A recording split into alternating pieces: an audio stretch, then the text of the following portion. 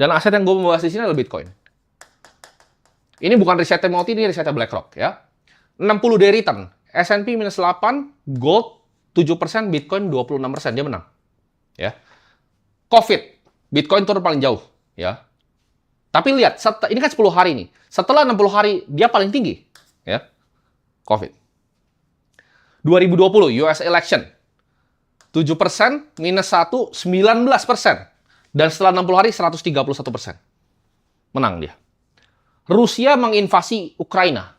Ini perangnya waktu itu orang geger semuanya. Takut, kenapa? Karena waktu itu banyak sanctions yang keluar. Ketika oligarki Rusia itu lagi ngumpul, tiba-tiba yachtnya di London itu langsung disita. Gitu. Akhirnya banyak dari teman-teman Rusia di sini yang pindah kemana? Pindah ke Bali. Ya. Kita bisa lihat di sini juga, S&P return 0, 10 hari pertama 10% Bitcoin. Ya. 60 day, minus 2, dan 4%. Dia masih menang juga. Di saat Rusia invasi Ukraina. US itu mengalami regional banking crisis ya. Yang waktu itu ada beberapa bank yang meltdown, akhirnya diakuisisi sama bank-bank yang lebih besar. Bank-bank yang banyak tadinya untuk service klien-kliennya di venture capital. Apa yang terjadi? S&P minus 2, Bitcoin plus 27%. Dan Bitcoin plus 25% setelah 60 hari. Ya. US Global Tarif ya, deklarasinya. Minus 5, S&P 0. 23%. Ya.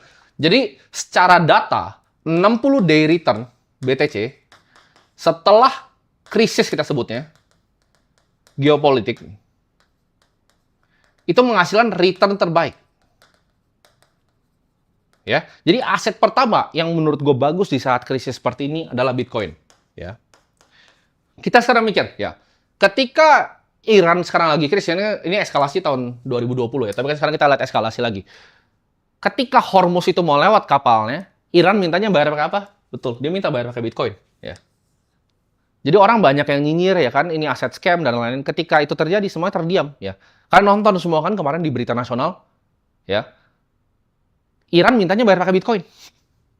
Itu pertama. Kedua, ketika sanctions terjadi kayak di sini. Ini kan banyak perang sanctions sih. Jadi perang itu bukan cuma masalah kalian lihatnya, oh ini militer.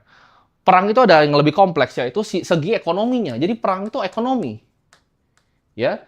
Senjata US untuk perang adalah ekonomi. Dia melakukan sanctions, yaitu banknya nggak bisa transfer. Karena sistem international settlements, itu semua mereka yang kontrol. Ya. Bank-bank di US, bank-bank di Swiss, itu mereka yang kontrol.